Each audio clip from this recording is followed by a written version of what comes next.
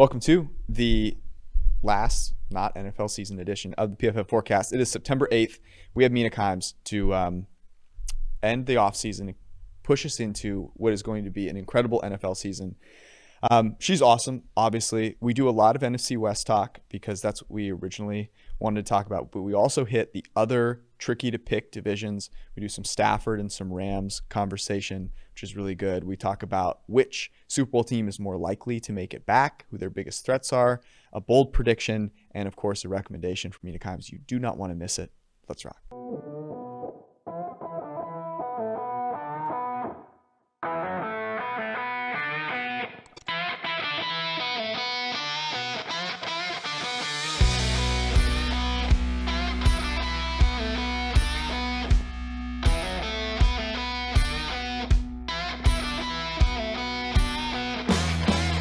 All right,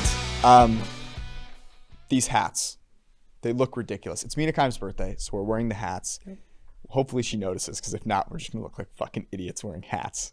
But that's also a good way of describing us. Are you excited? Yeah, she's... No, I mean for football. Of course. Yeah, of course I'm excited. I'm actually...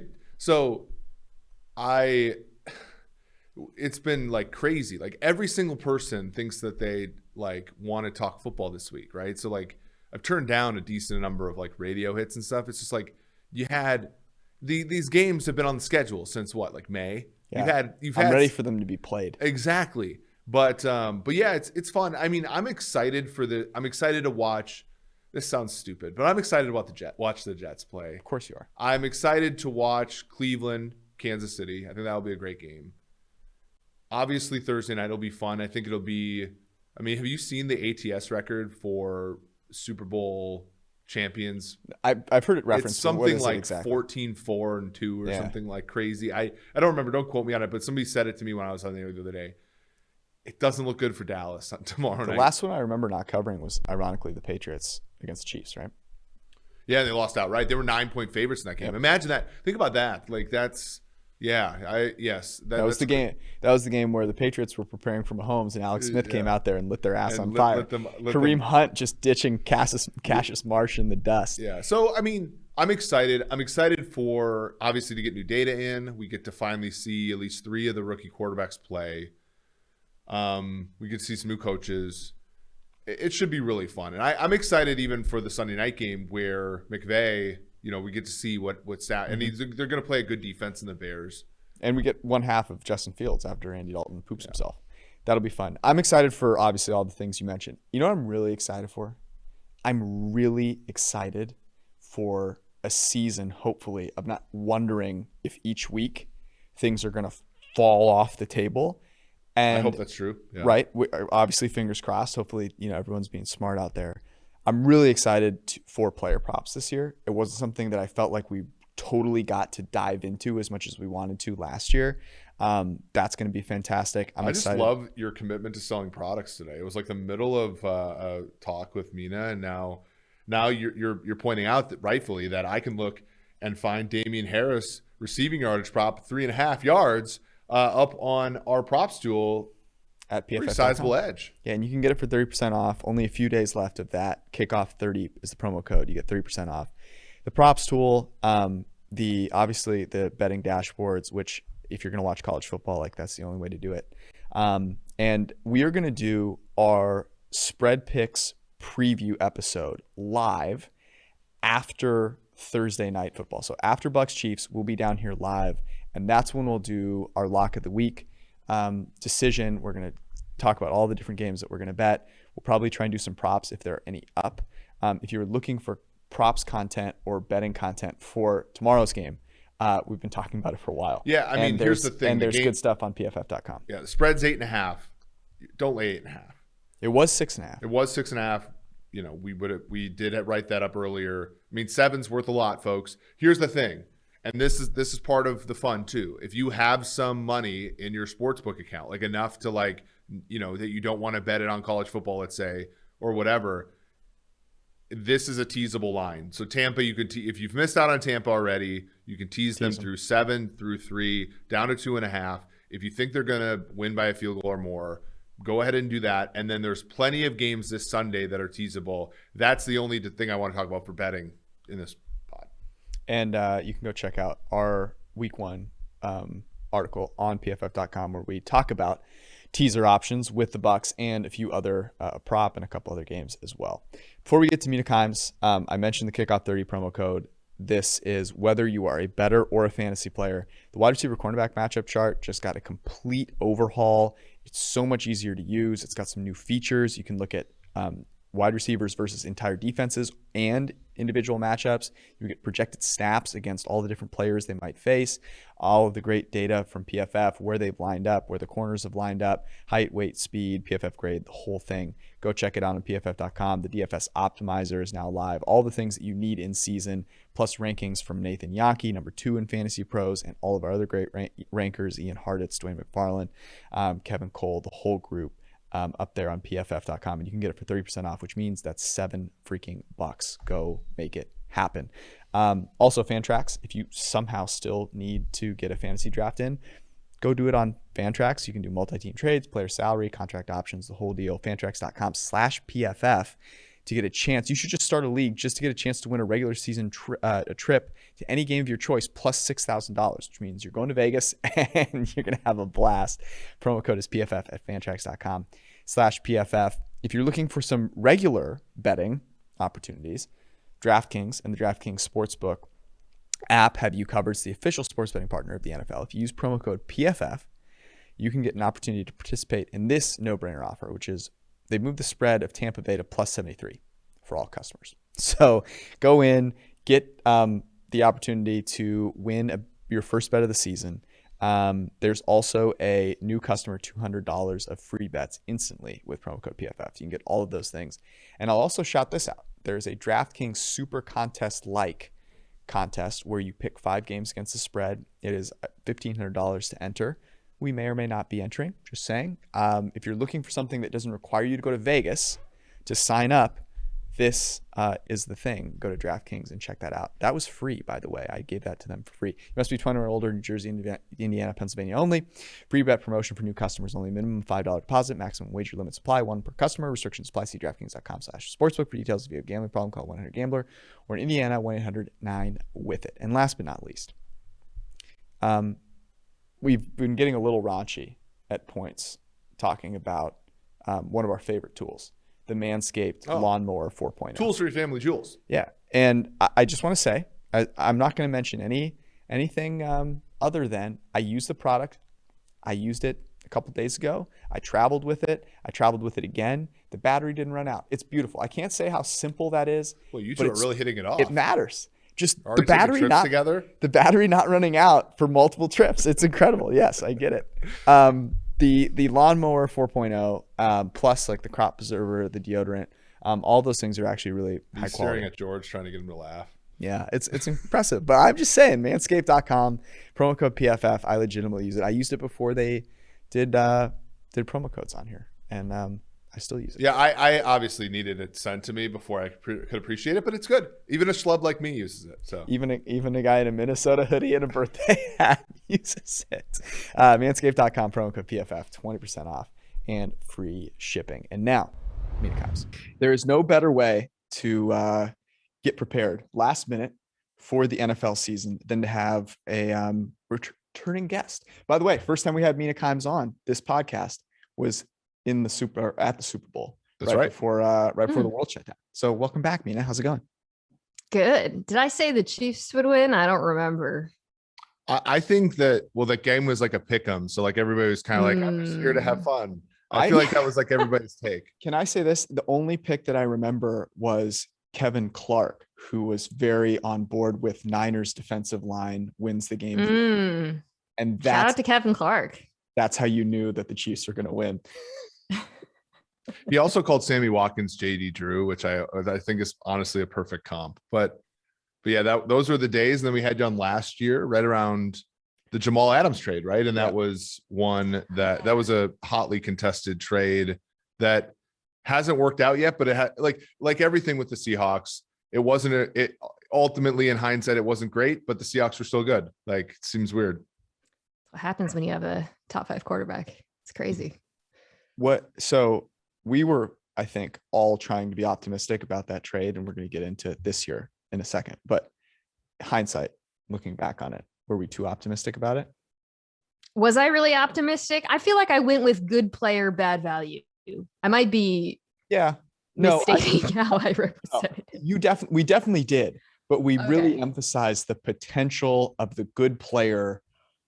Yeah. Like him being a multifaceted player that could play coverage, could play multiple spots. And that certainly hasn't quite manifested itself yet. Yeah, they're a year in though. I feel like I feel like they still have plenty of time. I wish if I was a Seahawks fan, I wish they would have signed him last year at this time as opposed to now, but so is life, right? I think the coverage thing is obviously the question. And given how much better he was in coverage with the Jets, right? I assume, I don't have the PFF in front of me, I assume last year was his worst year. One would think he would bounce back a little bit based on the past. I think a lot of it is also contingent on how he's used and what they do on defense. Are we having the Seahawks talk now? Are we jumping into the division? Let's talk about the NFC West. We might as well. It's the best division in football. As it should be. So this was what I was thinking we would do. We would start with, not start with, but we'd go division by division and try to get to who we think the division winner is going to be in these hotly contested divisions. So let's start with the NFC West, and let's start with the Seahawks. Mina, do you think that they are going to be the division winner? What's their path to making that happen for them? Such a cop-out answer. I think that it's a 1A, 1B, 1C with the Seahawks. I go Rams, Seahawks, Niners, but I also think, like, as evidenced by the fact that I split it into letters, it could really go either way. So I have a slight lean Rams, but I do think it would be not surprising if Seattle wins. With the Rams, like I get the appeal, right? I think McVay is terrific. Stafford should be better than what he was in Detroit, and he should be better than Goff. The defense, it has some great pieces. Do you worry about the downside with that team, given that they're extremely top heavy? And, we even saw, like, and this is silly to do, but like we even saw like in a 1-game microcosm when Aaron Donald couldn't play half a game against the Packers. Yeah. Kind of all went kaput. Like when I look at that roster, I look and I'm like, there's not a lot of great players. There's not a lot of good players in this team. There's a lot of great players relative to the rest of the league, but a lot of, like, are they fragile? Totally. Yeah, no question they're fragile. I mean, if you take out Donald or Ramsey, it all goes out the window. I think on offense, they're reasonably deep at wide receiver. The offensive line is really where they're thin. And it's an area that they chose not to bolster this offseason, which was interesting in the draft. They went Tutu Atwell, giving Deshaun Jackson insurance, basically, which I understand to some degree, but this is an offensive line that bounced back last year, but still, Andrew Whitworth is actually 39, 40. So I would say across the board, but especially on the inside, if they were to lose a player, it would be a problem for them. Here's my question based on your ordering. So let me start with this. At quarterback, most important position. How close in your mind is Matt Stafford with Sean McVay to Russell Wilson? I think Wilson, and there's also the question of which Russell Wilson are we seeing, right? Are we seeing first half of 2020 Russell Wilson, second half? Does the addition of Shane Waldron and the slight McVayification of this offense bring out a better Russell Wilson? So there's a little bit of an unknowable aspect there. If he is the Wilson of the first half of last season, first half of last season, he was, one of the top two quarterbacks in the NFL, I would say. Either. Yeah. So, assuming, and we've got a pretty large sample size with Wilson, assuming he's a top 5 quarterback, which I think is fair. I think McVay plus Stafford probably puts him in that 8 to 12 range would be my guess, just based on who we have seen, what the Matt Stafford that we've seen. Yeah. Maybe I would say maybe 8, actually.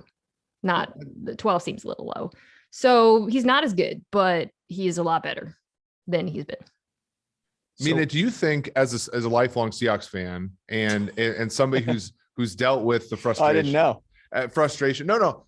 Because the interesting thing is Carroll's an institution there, right? And I firmly believe that in a humanistic sense, he does a good job. I think from a tactical sense, he doesn't do a good job. Is this the perfect marriage though? Is this like because we saw that graph that somebody at NFL was at Next Gen Stats showed that the more you run outside zone, the better you do at play action. Like maybe for all this time, we were mad at the Seahawks for running too much, and they're still going to run too much. But is this the best way they do? Like if they go about it this way, you're talking about the fact that they brought Shane Waldron in. He was a Russell Wilson tabbed guy, and Carroll gets like fidgety when they pass too much, right? And maybe this is the best bridge if they're going to tolerate Carroll and the way he is. And they want to enhance Russell Wilson while living within those confines. Is this maybe the best way we're going to see them do it? I think so. I also think the Carroll thing's a little bit overblown, frankly. Like this was one of the pass heaviest offenses in football last season. Even in the second half of the season, when things kind of fell apart, there's this sort of narrative that, oh, Pete Carroll smashed the run button. That's not really what happened. Russell Wilson just played poorly. A lot of things went wrong, and it was kind of started with the Giants game, and the reason why Seattle struggled against the too high stuff in the second half of the season, there are many reasons for that. And obviously you do want to run the ball efficiently against those looks, but I think Carroll's worst. I mean, the things you can criticize him on, I would say some of the fourth down decision making is a bigger issue, but he has shown in a willingness to let the offensive coordinator take the wheel, last season being the most recent example. And then defensively, I think that this is a team that's done a pretty decent job with some pretty significant holes. In particular, last year it was in the front. Since the Legion of Boom days, they've kind of skied beyond their tips. Is that the expression? Anyways. I think he's done a nice job on that side of the ball. So I don't know. I think he gets kind of a bad rap personally. Yeah, I think he gets more out of and it's hard to quantify, but I do think he gets more out of players that other coaches would get less out of. Like I think from motivation, like it's clear that there's something going on there beyond just Russell Wilson being great. I do think they get the stars and scrubs approach doesn't work for very many coaches except for Carroll, which is I think it's a feather in his cap, even though tactically he's not great. Yeah, but it helps when your star is a top 5 quarterback and has been for. It does. I'm not saying it's worth like a full win. I'm just saying different.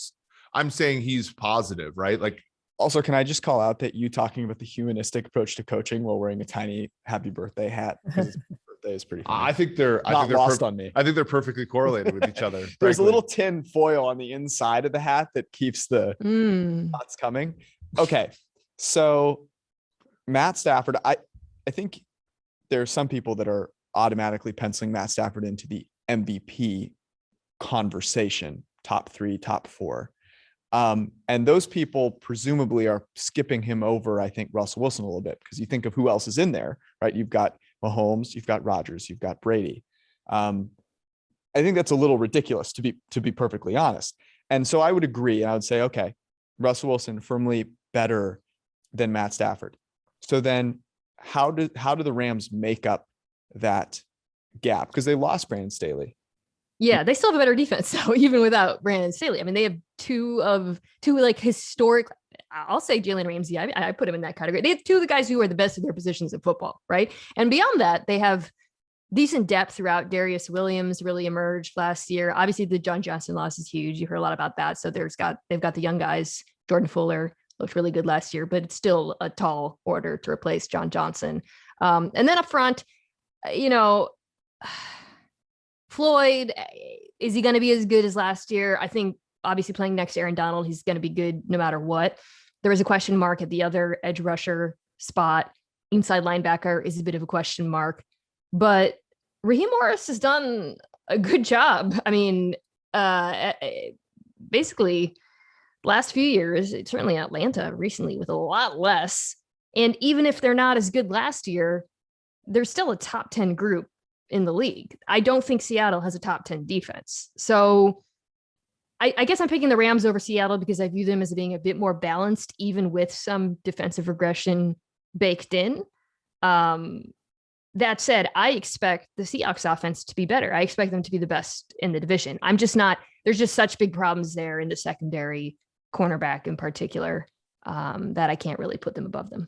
Yeah, I mean, that's how the markets are playing this. And I think that's fair. When the team that has at many times been the favorite in this division, depending upon where you look, San Francisco, which right? is hilarious. Which I think people have pulled back a little bit. Pinnacle Sports, they were the third most likely team to win the Super Bowl as late as a month ago. Now they're kind of in that hodgepodge of teams that includes the aforementioned Rams, Browns, Ravens. We'll talk about in a second.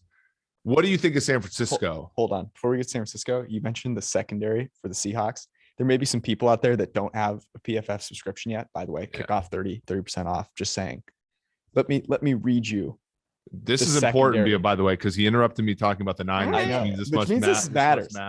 Trey Flowers, 54.4 PFF grade last year. Marquise Blair playing in the He's good. He is good. He was hurt last year. He's a hitter. He is a hitter, yes, which is what you need in the slot against Cooper Kupp, I should say. And then DJ Reed Jr., who actually played pretty well. Good. Yeah. But is it's like is a smaller guy that ran a 4.5. And yeah, like I think back to that Packers game in the playoffs where Ugo Amadi was lined up in the slot against Devontae Adams. I know.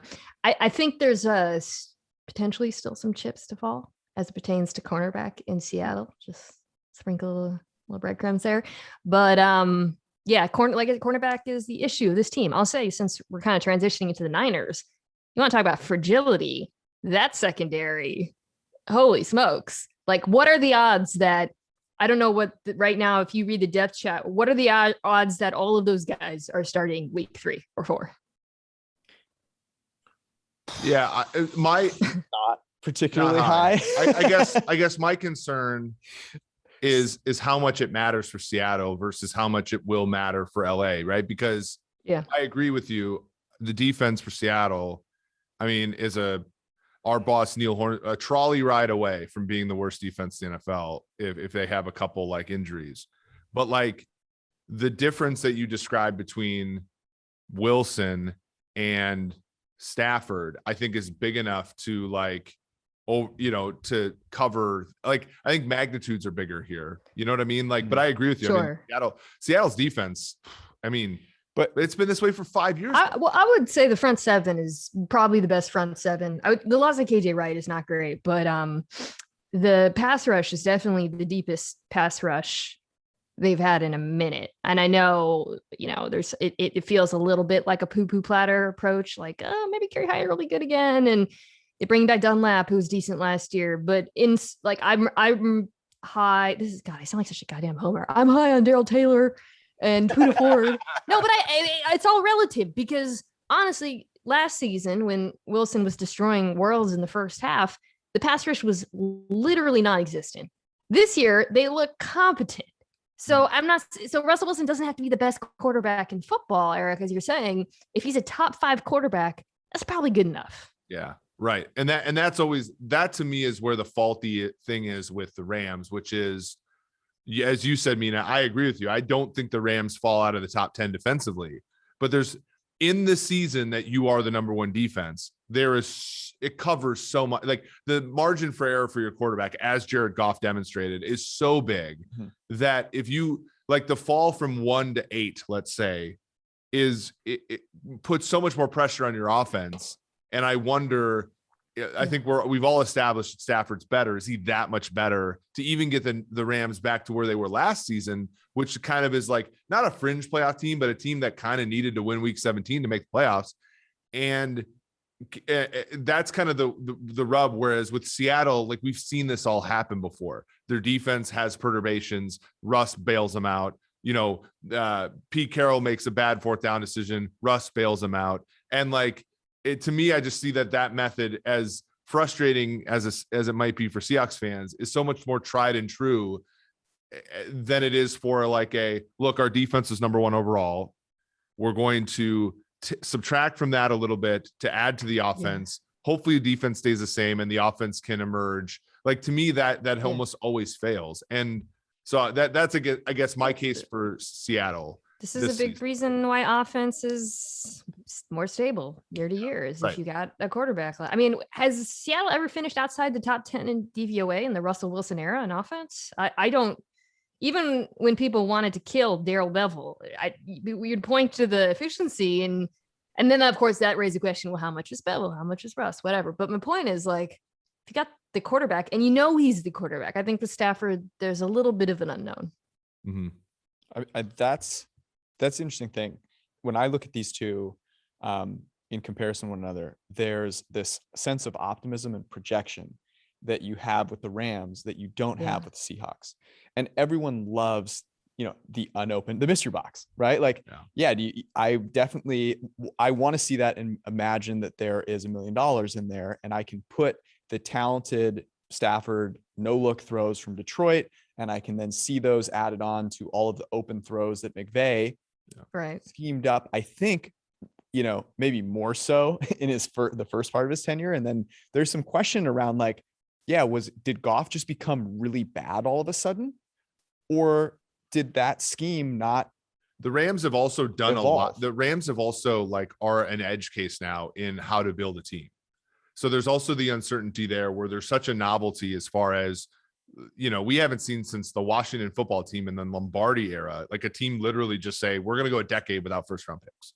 And like, I also think there's a mystery there. Like, people are intrigued by this approach because it's really never been done before when all of us are paying attention. Right. Even though I think most of us are like, that kind of looks negative EV to me. Like, it's still intriguing, to your point about the mystery box. It makes it easier to be optimistic because we know who all the players are. Whereas I'm like, how about Darrell Taylor? He's going to really change the game, with third target. Yeah, Eskridge. Not that the Seahawks have luxuriated in draft picks, as of late, but yeah, I think with the Rams, there's that. They've definitely got the narrative off-season winner thing going on.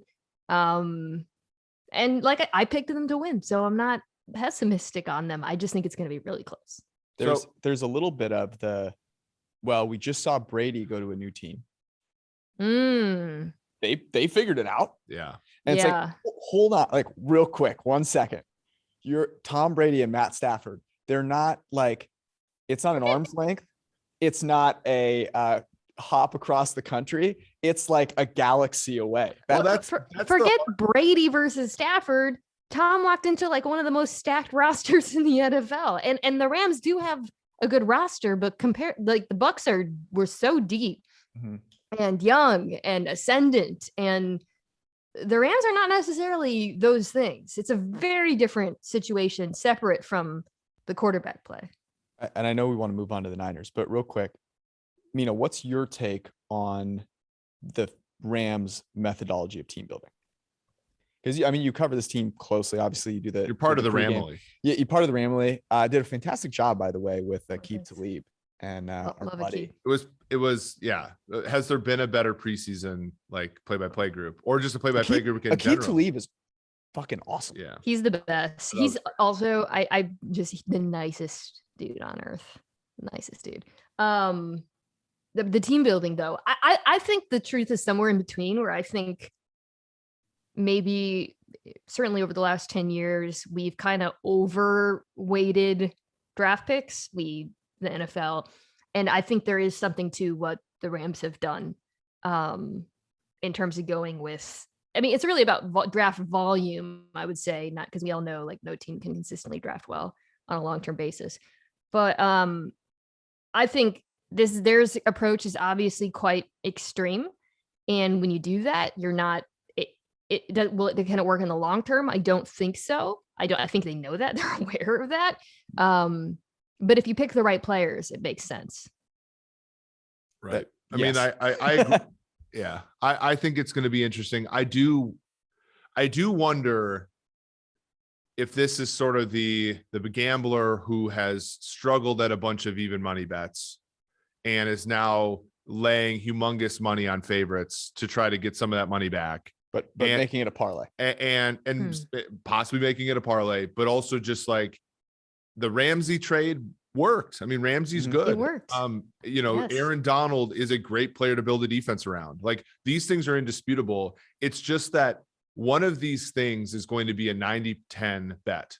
And we're all going to say, yeah, it's a pretty sure thing. And it's not going to be a sure thing. And the cost is going to be so immense that, as you said, Mina, like, they kind of know that that's coming. They're just buying time. And look, if they go to another Super Bowl, Snead and McVay have that time. So that's kind of the gamble that they're making. The Bucs are, again, everyone always points to the Bucs and Brady, and every quarterback covets that now. And we look at it, but have you guys looked at their 2022 cap? Like, yeah, it's coming. It's coming. But they're fine with that. They made that decision. And I think, if anything, similarly to the Rams or whatever, I guess the Saints with Breeze, I think teams with star quarterbacks already would be served to do a little bit more of that and a little bit less of, trying to build this like long-term sustainable success. I mean, you bring up a fantastic point, Mina. Other teams like that.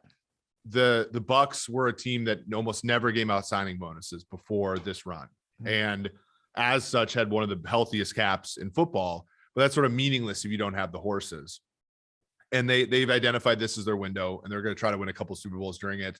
And the bill's going to come due, but I guarantee you most Bucs fans will say it's worth it. So I agree. I agree with you 100%, Mina, on that one. Like, absolutely. Okay, let's move on to the San Francisco 49ers, who actually, and I want your reaction to this, Mina, are the favorite right now to win this division. What's your reaction to that? I obviously don't agree. I had them at 1C. I also think it's pretty dicey to name a team the favorite when they don't have one starting quarterback in place, and it's still a question mark. That said, I am a known Shanna stan. I was a huge advocate of Trey Lance and that move, and I continue to think it was the right move. I just think it's a year early to call them the favorite. And as far as the defense goes, so unhealthy. I imagine this is kind of the market saying, they were so unhealthy last year. Guys are coming back. That's true. But just because that secondary is playing doesn't, as we've discussed, doesn't mean there's durability there. And I kind of have to this is, to me, is the let's revisit this in week 8 team. The year early thing makes a ton of sense. You mentioned the Trey Lance move, and you thought it was the right move. And I assume that means over Fields and obviously over Mac Jones. Why? Oh, not over Fields. No, I had them taking Fields. So, yeah, no, I meant versus we spent so much time like assuming it was Mac, and he's looked excellent in the preseason. But I think the upside you get of pairing, this is not a particularly original take, but it's whatever, how I feel. The upside of pairing the most devastating run game designer in potentially the history of the sport with a quarterback who I watched all of his college games is a human battering ram with incredible top end speed. It's just too tantalizing. Now, does he have to work on his, down to down accuracy? He's a little bit erratic, inexperienced, sure. But the ceiling on that offense, if Lance is anywhere close to where I think his potential is based on what I've seen, based on what we got a little glimpse of in the preseason, I think is just extraordinary. You watched all 5 of his college games. That's impressive. You really no one worked on Mina Kimes. Hey, look, it's hard to get that Central Arkansas, and that was the first game I watched, and I was like, oh no, the 2020 game, and then I went back and watched the 2019 game. The weird thing about him was I can't remember if it was 46 or 26, but he had an outrageously low number of plays where his team was trailing in his college career. Yeah. It was like less than 50. And you're like, man, this is a projection. Like, this is really where you have to, because like I don't think I can offer anything as an analyst. What are we working with here? It's sort of like the Mitchell Schwartz, like, look at his 3rd and 6th plays. Okay, well, you filter it out in ultimate. It's like N equals Jeff no, Schwartz. it's Mitchell. Oh, it was Mitchell? Yeah. He was like, I know all I need to know about a quarterback on 3rd and 6. And it's like you filter down, and it's like Trey Lance is like N equals 4. Like, oh, hey. Like you have to have a trained eye to pick out what a quarterback is after 4 plays. So that's, I think we're all in alignment. You can't not be in alignment with the take that Trey Lance is a huge projection. So what do you do with him? What's the optimal pathway for the 49ers this year? Is Right. it Jimmy G? Is it when does Trey Lance need to come in? Because it's not as if they picked him at 12 or 15, or 11 or 15, wherever it was that Fields went. They traded 2 first-round picks to move up to 3 to get him. The other guys are starting. Yeah. I think he starts soon. I think the fact that he's not, I mean, the second they kept Jimmy on the roster at 25 or whatever million, you knew that he was probably going to start, or at least take the majority of reps for the first few weeks. And you also saw, certainly in the preseason, that a reason for discomfort with what Trey brings to the passing game. I mean, it's a lot of fastballs. And then every now and then he'll throw like a perfect deep ball, like the over to Sherfield. You're a Niners fan. I'm sure you remember that. I think it was the first big play of the preseason for Trey. It was perfectly placed. And that's what he would look like in college too. But you also saw in those final 2 drives, like, oh, right, Kyle could probably call all runs and they would still move the ball down the field with him in the offense. I don't think he wants to. And I think he wants also some comfort. He wants to be sure that Trey is not going to turn the ball over. And I think that is an issue at the moment. It wasn't an issue in college, of course, when he had literally 0 interceptions. But in the NFL, with the windows he's throwing into, even in the Shanahan offense, it is an issue. And I think Shanahan and just generally that team, there's like discomfort with that. So I think it's like actually a matter of simply getting him reps, which he has not had for a year, until, it starts out where it's like 80% Jimmy, 20%. And then you just sort of, this is how I suspect it might play out. You see that ratio shifting to the point where the Trey packages are just the offense. And I think that's the best case scenario for the Niners, because not only do you know what this ceiling is with Jimmy, I didn't think he looked very good in the preseason, candidly. So, you want Trey to take the reins of this offense sooner rather than later. Hey, Jimmy is a notably not a good practice player. I just want to make Remember the Broncos preseason clear. game in 19 where he looked like me Looked throwing like the he'd ball? never played quarterback before. Who could forget the 5-pick practice, the infamous, was it 5 or 6? It was something. So I stopped crazy. counting after 3. That's when I fell down and fainted. So the interesting thing about this team, though, is, and I think why they're in this mix, easiest schedule in all football, right? Like one where, especially early, like you start on the road against Detroit, you start on the road against the Eagles. Like that's a gift horse right there for you if you're the Niners. And then you have 3 games against decent teams and then a bye. I previously said, and I think I'm wrong, actually. I previously said that if you start Jimmy G week 1, you're starting him for a while. But actually, I think Kyle's pragmatic enough, I think, if they go 2-0 on the road, and then the next 3 games, I think Packers, trying to think of the other one, Seahawks, maybe another one, and then Arizona, I think, are the 3 after that. If you go, let's say 1-2 in those games, you go into the bye. I do think they make a change. And if they go into the bye, let's say, 3-2, and then Trey comes out of that, and then they have a pretty easy schedule the rest of the way. I mean, Mina, what does that make you think as far as this team's ceiling and floor? I think that there was it Stephen Ruiz who wrote about the Niners season with Kaepernick and him I think he did a piece about that, which was excellent. I think that's the ceiling. I totally could see it playing out that way for San Francisco. Now, as I mentioned, again, like I do think the secondary is going to be a problem down the stretch. We're talking about a bunch of players who've just not been healthy over the course of their careers or seasons. But I think that if Trey is even a slightly improved version of the guy we saw in the preseason, because of the play design, because of the skill players, because of everything around him, that offense is just a nightmare. I keep saying this. I feel like it's corny, but like, no defensive player wants to play Trey Lance. They all want to play Jimmy Garoppolo. It's weird, right? Like, can 2 things coexist at the same time and both be correct? Kyle Shanahan thinks Jimmy gives them their best chance to win, but also every defense wants to play Jimmy. Like, it doesn't quite make sense, but it's true. I've talked to defensive players around the league. They do not want to play Trey Lance. Like, every coordinator who watched what the Niners put on tape and those that quarter in the preseason now has so much more work to do. And it probably sent chills down their spines, frankly, watching the combination of Lance and Mostert in particular is just so devastating. I feel like I know I sound like I'm being hyperbolic, but I don't think I am. I don't think people understand how, like, I mean, I guess they do understand. You've watched the Ravens the last 4 years. That's the closest analogy. Now imagine like Lamar's is gigantic.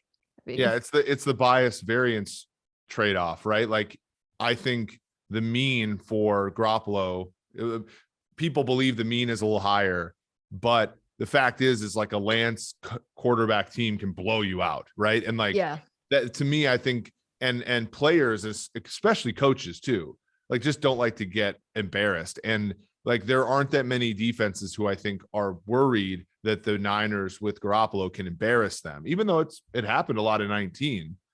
They're just like, they could be unstoppable with Lance. The other issue, of course, is there are games that Garoppolo probably won't lose the Niners just because, I think about like the 2019 playoffs where Kyle just was like, okay, we're just running the ball the rest of the second half. I mean, they were huge in all those games. Whereas with Lance, the impetus might be to do what Kyle did in the Super Bowl with Matt Ryan and continue throwing because it's fun and you're really good at it. But then, of course, the variance can come in with Lance where even though he's really good at creating positive plays, he's still at this point right now is a risk to produce more negative plays than Jimmy, in my opinion. To bring it back to Mac Jones, because this was, of course, the debate pre-draft. I think Mac Jones, to me, already he looks actually like a little bit.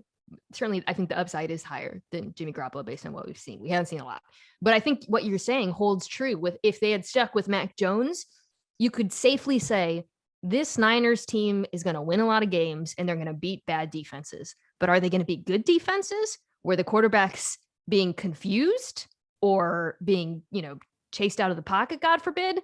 It gets a little dicey. And then with Trey Lance, it's like not a guarantee that you're going to beat the bad teams necessarily right now, but you stand a hell of a lot better chance of beating the good defenses, in my opinion.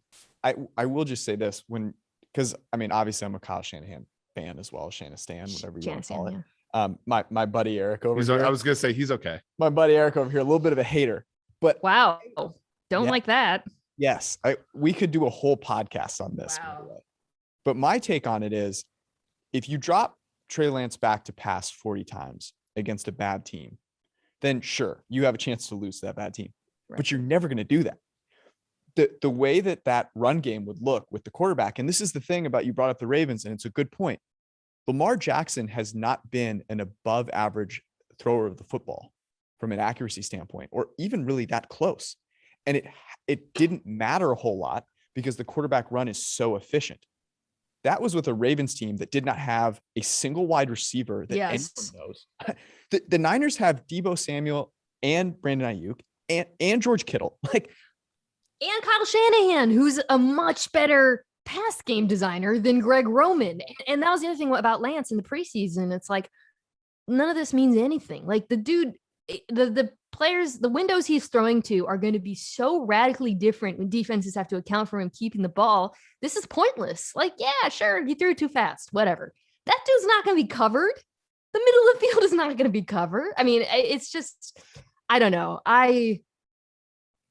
I think the change happens sooner rather than later. And I think when it does, there's a high probability that it's going to work really well. Should we move on to another hotly contested division, yes, George? Well, hold on. We have to establish. Arizona. Mina is saying the Niners are the favorite in 2022. We've got that down in writing. I'll say that. I'm fully on board with it as well, to be perfectly honest. We're just going to write the Cardinals off like that. Yeah. Is that Kliff Kingsbury? George, you backpedal better than whomever's starting at corner for the Cardinals.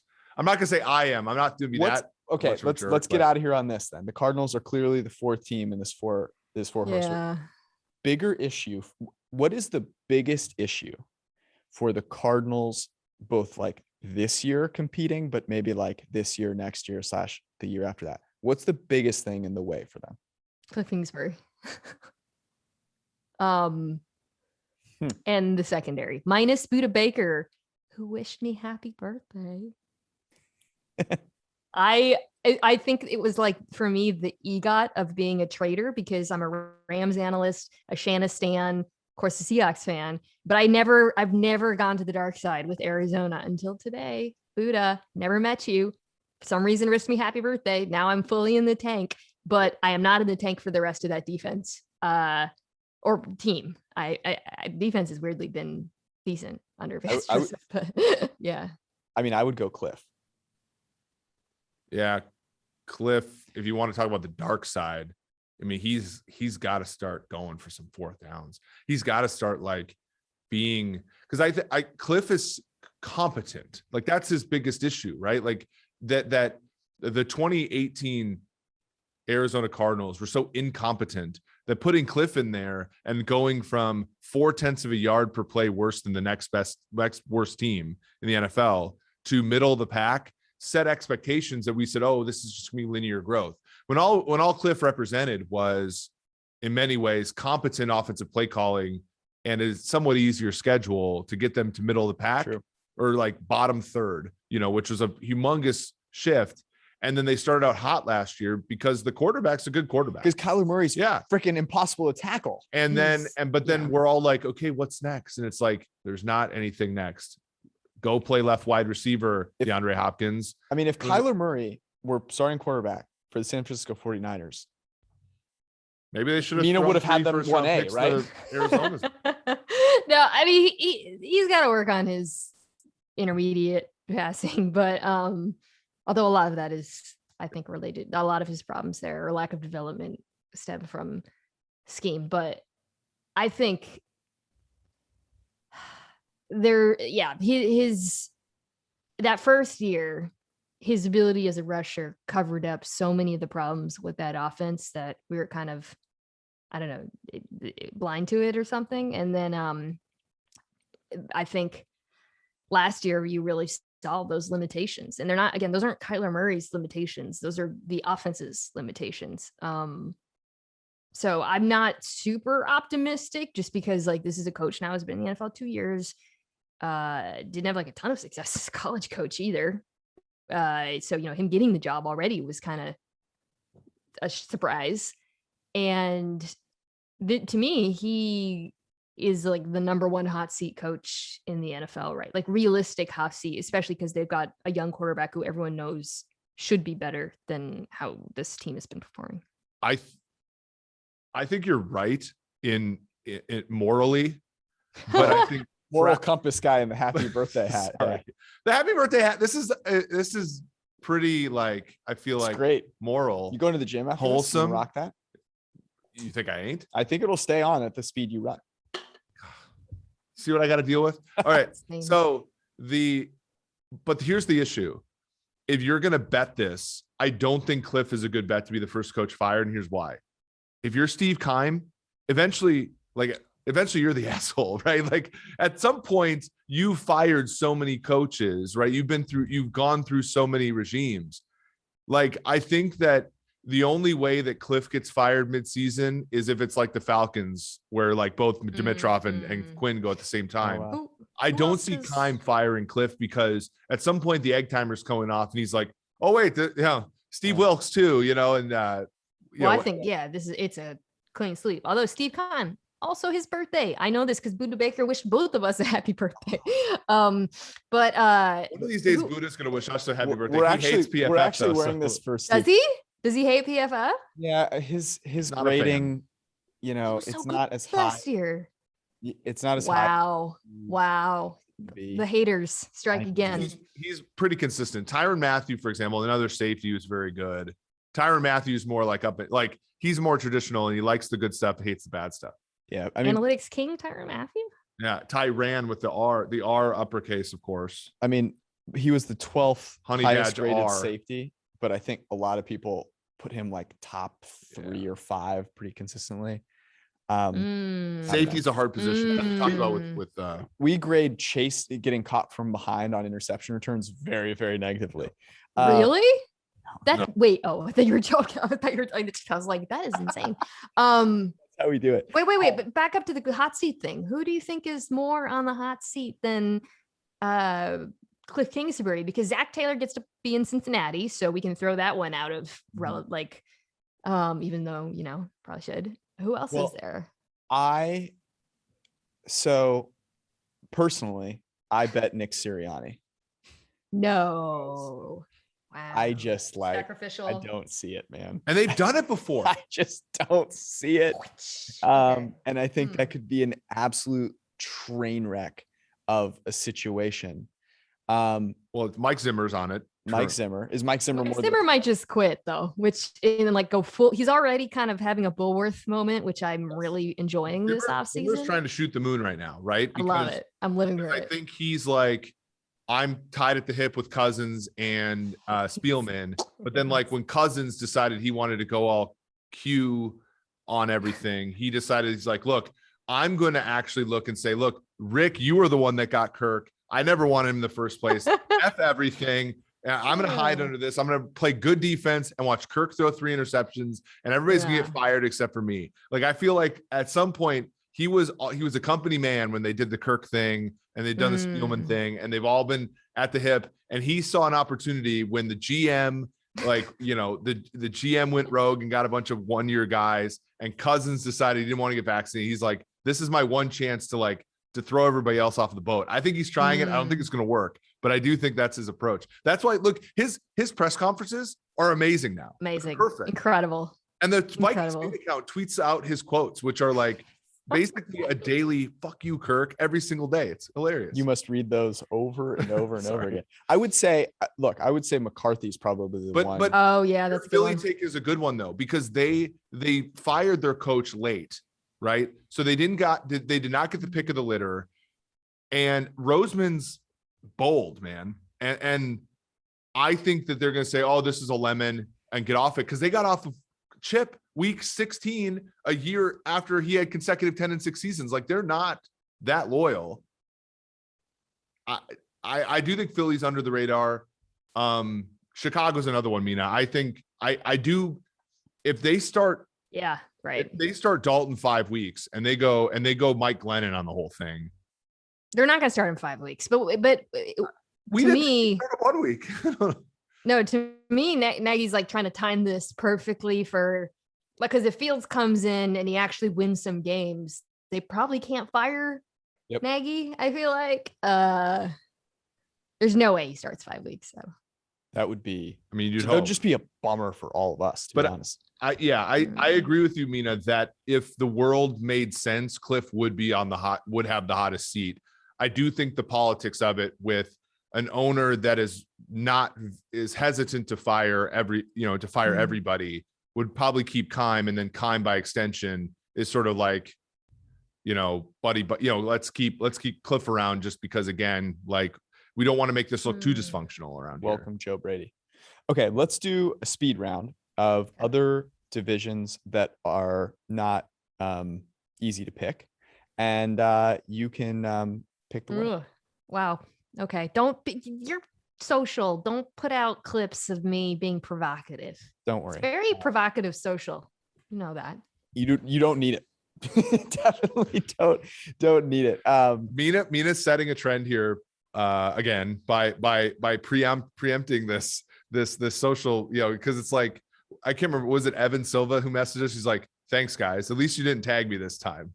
Yeah, we had to get on the tags, and don't worry. Our social George will put the fear of God in. I know how to take proof my takes, or but no, we're proof them.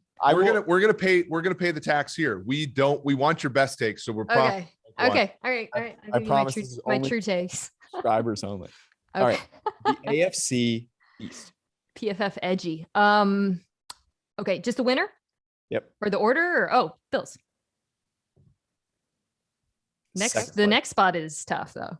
Second place. Ugh, Dolphins fans are already so angry with me. They're just angry generally, and I don't know why. Great city. I'm going Pats. I like that. I was going to ask you to take. How far away do you think the Jets are? Have you looked at the Jets defensive depth chart? I have. That's how far they are. Okay. I was early on the name a Jets cornerback challenge. Other people have been doing that lately. But so my comeback is Robert Saleh last season was a very good defensive coordinator, despite the fact that team had a lot of injuries. But you knew the identity of humans on that team, and they had Fred Warner, who's a stud. But like the Jets, you didn't hear say he's a top 5 linebacker in the NFL. Once Lawson went down, all hope kind of left the building. Starting corner. I can't. I was gonna say Bless Austin because that's an hilarious name, but like he's a Seahawk now. He's a Seahawk. Isn't the corner from Virginia? Oh, Bryce Hall. Bryce Hall, yes. Yeah, I was gonna say Brian Poole, but no, it's not even Brian Poole. It's Bryce Hall. Lamar Jackson's on the practice squad. The other Lamar Jackson. And Bryce Hall was incredible at Virginia, but he was ruptured his Achilles. They have LaMarcus Joyner. Look, he was good before he went to the Raiders. You could say that about a lot of people. Marcus May is a good football player, right? But we didn't say safety. some guy named Javelin Guidry. Do you think Emmanuel Acho thinks he plays high? I think it's Jesus Christ. Next division. That was a deep cut, but incredible. Yeah, that's why we're not putting any of this on social. That's why this is PFF edgy. Yeah. Exactly. The AFC North. This is actually the hardest one for me, more than any other division. I've oscillated between the Ravens and the Browns a lot, especially with the spate of injuries in Baltimore. Those made me really nervous. I'm still picking Baltimore, but I think they're both playoff teams, but I think it's close. And then you'd have the Browns and then the Bengals and the Steelers. Pittsburgh 3. Leave me alone, Steelers fans. I'm just saying, I think there's a chance. I think the Bengals have a nice little shot. Just saying. I think everyone's mad because the preseason Joe Burrow didn't look as they wanted him to look. And I will fade that narrative until the cows come. The Bengals are very gooey at linebacker, but they're decent up front and they're decent in the secondary. They are decent up front. They're a team where you look at the depth chart and you're like, oh, that's an NFL player. That was my experience of going through that. Yeah, you're like, oh, shit. That one's not bad. Yeah. Eli Apple was decent at some places, and I think they'll struggle against teams that play heavier, but like if they play, if the Steelers try to come out with 3 wide receivers, it might look like it looked at Monday night out here in December last year. People forget that happened. NFC East. I'm pivoting to Washington. Welcome. I was Dallas until like a day ago, and then What changed your mind? Just looking at the Dallas defense for too long. It was like a magic eye, and all of a sudden, I was staring at it, and then all of a sudden, just a giant piece of crap emerged, and I was just like, I can't do this. I can't do this with the defense, just an man. Emoji, just the poop emoji. Yes. I think the offensive line is pretty fragile. You guys got me using your nerd words. They're already dumping a point spread this week. Not only Zach Martin's actually really good, and then also continuity on offense is not there.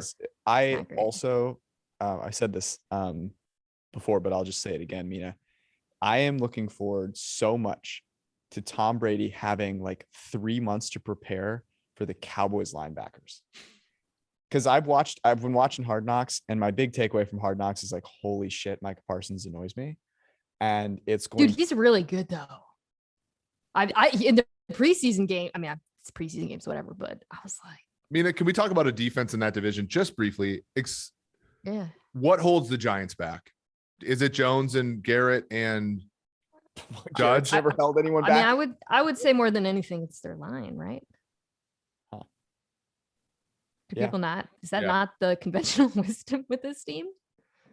Because I think the defense for the Giants has the potential to be in the same category as the Washington football team's defense. Really? I don't agree with that. I think the secondary is good. I think there's some older guys, but that they don't have the edge rush that Washington. Yeah, Azeez Ojulari is a good football player. We don't know yet. He's a rookie. Yeah. The Washington football team. Leonard Williams has Montez Sweat and Chase Young and Jonathan Allen. What are you doing? But like, who plays? So So if you look at the linebacker level, like I know he wasn't great with Green Bay, but Blake Martinez was fantastic last year for the Giants. He has been good. He Jabril might have Peppers- ended Cam Newton's career in New England with that great Jabril Peppers play. is awesome. Xavier McKinney's a good football player. Logan Ryan's seems like a terrific human in addition to being a great player. Bradbury was the best free agent signing in the NFL last year. Adoree Jackson has been up and down, but as my number 2 corner, I'm fine with him. And Leonard Williams is a hoss. Like I think, and Patrick Graham, give me Patrick Graham over some guy that retweets Tucker Carlson any day out of the week. Can't bring that in. Is he the coach of the all? Oh, we gotta clip that one. It's Kirk Cousins. We got guy in birthday hat. It's on Tucker Carlson. I have to question Political football takes in tinfoil. No comment. Stick to sports. I find a flaw. I'm not even gonna try. I'm gonna move. Okay. Really, I'm making the case for the Giants. It could be crap, but if you're betting the Giants, you get 4.5 to 1. If you're betting the Washington football team now, it's 2 to, like, the Washington football team is the most popular like underdog bet in the division market right now. Like it is like and I get it. I do, like, that defense is awesome. I just wonder if at this point in time, you're not getting a great value betting them. true. Well, no, that's a different question, but I'll take them for the. I was on the bandwagon early. You were. Thank you. Just want to let that be clear. Now I've got people, Tucker Carlson supporters, apparently just hopping on the bandwagon. Okay. Super Bowl rematch would be Chiefs Bucks. Which one are you more confident in making it back to the Super Bowl, and why? Ooh, that's a good one. Because then you got to think about the conferences. I think it is more like it is so likely we're going to get not only a rematch of the Super Bowl, but a rematch of the conference championships, in my opinion. Depending on how things shake out, of course. But I think the 2 best teams in each conference are those foursome. I'll go Chiefs. I just can't. As long as they have the unambiguous best quarterback in football, I just will probably never bet against them. I maybe that's dumb, but obviously the Bucks have the best roster. But we're talking about, a 45-year-old guy who is still playing at an extremely high level, but he's not. Patrick Mahomes is all galaxy. So Chiefs Packers confirmed as your Super Bowl, or do you have a? No, I mean I'm set on these Chiefs Bucks, but you asked me which of the teams. Eric and I were having an argument about like the most hipstery picks to make to the Super Bowl, because no one wants to go chalk, right? Like no one wants to go, yeah, it's gonna be Chiefs Bucks. Like, look at me, savant. So Eric has claimed that everyone has gotten on these hipster kicks with like the Browns. Apparently, are his hipster Browns. Team. Yeah, I think the Chargers are a hipster team I've seen out there, which is and not. now we've gotten into the Dippin' Dots take, and that's where you lose me completely.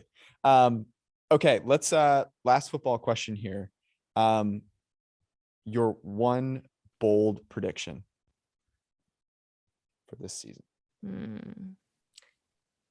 I already gave this one somewhere. I gotta think of a new one. I don't want to give you my rehashed bold takes. I said on Simmons that both Washington and Dallas make the playoffs, which I thought was pretty spicy. Yeah. But I'll come up with something else. Okay, how about this? The Chargers not only make it in, but they win a playoff game. Wow. So confirm Mina Kimes a hipster. Look, the reason that everybody picks the Chargers every single year is because the Chargers always have something going for them. And like there is a year like 2018, they were 12-4 and they won a road playoff game. Like if Herbert takes the next step, I'm skeptical, but if he does, who's a better quarterback than Herbert if he improves by 10%? Patrick Mahomes. Patrick Mahomes. Yeah, it's not that many, right? It's not that many. The tricky thing for them is it's in the division, right? Like it's classic Chargers fashion to find they had Rivers too, but like it's classic Chargers fashion to have landed some really good players and to still be significant underdogs to win their own division. Your boldest prediction, I think I know what it is because we already talked about this team. I think the Jets make a wild card in the. You couldn't name a Jets corner literally like 10 minutes ago. Defense doesn't matter for the guy in the birthday hats over here. I agree that the Jets defense is going to be bad. But I think that offensively, for one, I do firmly believe that the most important player to a defense is the play caller. And I know that Salah is not calling plays, but I do think he is going to have a humongous influence on that defense. And I think that the offense for Zach Wilson will be extremely quarterback friendly to a degree that we were all mesmerized by how Trey Lance's offense was going to be, right? And we were all enamored by what Justin Fields could do in that offense too for the Niners, that we overlooked the fact that the Jets, Vera Tucker, Mekhi Becton, Van Rotten, they go ahead and go get Corey Davis. I think that this offense is going to be pretty effective. And you look at, I think the AFC does have a lot of good teams, but I see teams like the Colts, the Titans, Patriots, Dolphins, Mina. I see some of those teams as being weaker than perceived. And if there's a 7 spot open for a team, I could see the Jets getting in that area. Okay, nice. Wow. My bold prediction is that the Jimmy G San Francisco 49ers make it to the Super Bowl. Heard it here, folks. First, folks. All right. That's called emotional hedging right there. Get you out of here on this. We do this with all of our guests, and I'm not going to lie. I think this is the one I'm most excited to hear from. We give recommendations to our listeners, things that just like in our lives that have bettered our lives. Can be anything from food to podcast to a book you read to shoes you bought. Doesn't matter. Give us a life-changing recommendation. One on a life-changing. Well, first I'll say the Mina Kimes Show featuring Lenny, NFL podcast once a week. Check it out wherever you get your pods. But beyond that, I am on season 5 of a show called The Bureau, which is basically it's like the French CIA. It's in French has subtitles. It is excellent. It is very hard to watch. You have to buy the Sundance channel, but it is worth it. You will love it. If you like, good writing, good acting, the French language, French stuff, detective stuff, international thrillers, highly recommend. I'm gonna go check it out. Sundance channel.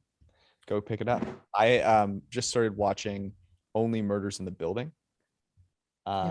With through the security cam? No, it's a show with Martin Short and I'm blanking on the other comedian's name, which is unfortunate, and Selena Gomez. Oh, and it's an interesting show. I don't know that it's ready for a recommendation yet because they only have 3 episodes. I'm blanking on the other comedian's name. Selena Gomez is quite a sentence. He's not the other one. He's not. Only calling the. I thought you meant the pop star. Okay. Oh my god, I'm gonna Steve Martin. I forgot Steve fucking Martin's name. It's Steve Martin, Martin Short, and Selena Gomez. It's an interesting novel. Yeah. Sounds good. So stay tuned. I'll let you guys know if I think it is a good recommendation. Mina Kimes, you can find her literally everywhere that ESPN has football content because, of course. Anything in particular that we should watch out for this season? Just watch NFL Live Mondays. Well, it's every day during the week at 4 p.m. Eastern. Yeah, watch Mina Kimes put Dan Orlovsky back in his booster seat every day. Wait, he had a good cookie take the other day. He did? Yeah. What about what? Look, we're here to chart progress. We're not here. We're what was looking his at cookie take. He said that oatmeal raisin was better than chocolate chip. Oh, yeah. Dan also went on our morning shows and argued with everyone that the best strategy for Dallas on Thursday was not to run the ball. So look, put some respect on our man's name. All right. I guess I'm going to have to recommend Dan Orlovsky next episode. Thank you, Mina. We appreciate it. Bye, guys. All right. Special thanks to Mina Kimes. She was incredibly generous with her time and indulged us in a portion of the podcast that you will not find anywhere on social media because it is social media free. And that was how we got the unfiltered takes. Who would have known that you would have given the most incendiary take on that segment? I know. I'm a pretty big respect the market guy. both in week 1 and overall. This is a place where I'm willing. I'm daring to be a Daniel. Dare to stand alone. Dare to have a purpose firm. My And bold dare to make it prediction known, was the only one that was truly the daring. Mina, by the way, showing incredible savvy, knowing that she doesn't need any of like the social media backlash of being, whatever. No, Just she's pretty well liked, preempting- so there's no reason to the one other bold prediction that I do have is not really that bold, but I think the Seahawks win the NFC West, and like I think Russell Wilson again is a good bet to be in the MVP conversation. Yep. Like if you want to make a bold prediction for MVP, it's not Matt Stafford. Brady's not really a bold one at this point. Pete Like Carroll Russell kind of Wilson, reminds me of Jim in The Office, where he's looking between the in the window Yeah. and he's kind of smiling at the rest of the NFC West when shit hits the fan. And like they're all subject to perturbations in this division, but I feel like the Seahawks are the most resilient to them and always have been. In fact, probably because they create them for themselves more than anybody, and so that they're used to it. That's very true. They don't play They don't play a normal game. normal games ever. That was our podcast. We'll be back tomorrow evening live after Thursday night / Sunday night football. Bucks Cowboys. We'll do this and we'll talk about all the games for week 1. We love you. Thanks for hanging out. Peace.